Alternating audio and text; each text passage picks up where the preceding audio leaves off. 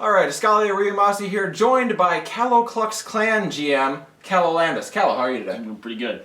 So, your team, you did not actually draft. Nope. It was drafted by the fans. What was your reaction when you got your team? Well, obviously, I think the biggest surprise was the name that Nero picked for us, which it's been a struggle trying to get ahead with that name there. It immediately puts a lot of people off.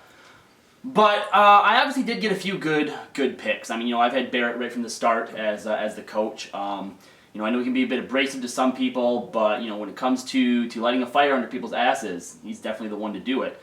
And I think actually he's the only one that's been there since the beginning. Everyone else has been replaced. Your team, I think you still have Alfie now. Did you draft him?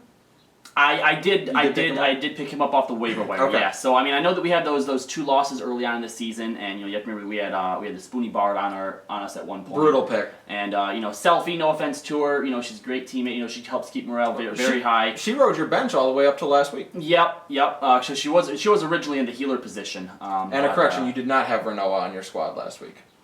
Oh no, I didn't. Nope. Apparently, I dropped Renoa a while ago for Shantato. You did. Who just is also really good at lighting a fire under people's asses. People have spoken about your team, not only of one, despite the racist name, you also seem very handicap friendly on your team. One guy who has a gun for an arm, and one guy who just has no arm. And you know what? Both of them excel in the positions we put them in. Raubon has been, in the most classic sense of the word, a fucking tank. Yeah, absolutely. So, and I did have a dead guy at one point, too. You did. This week, you're going up against Bondage N Servitude. It's your 3rd meetup of the season. You guys have won twice now. This time, you have their general manager on your bench. Yeah. What was the thinking behind that pickup? Well, when I saw the waiver wire, the first thing I thought was I gotta get him. And I looked to the list, and actually, you were ahead of me on the waiver wire. I'm surprised you didn't pick him up, because the first thing that I thought was, this is gonna be the most embarrassing thing ever. To have to beat his own team, right? But it's sort of a double-edged sword. It's both embarrassment, and at the same time, I feel like I get to salt the wound a little bit with some sarcasm. Because it's like, oh, come on, buddy, you get to win either way. You're set, man.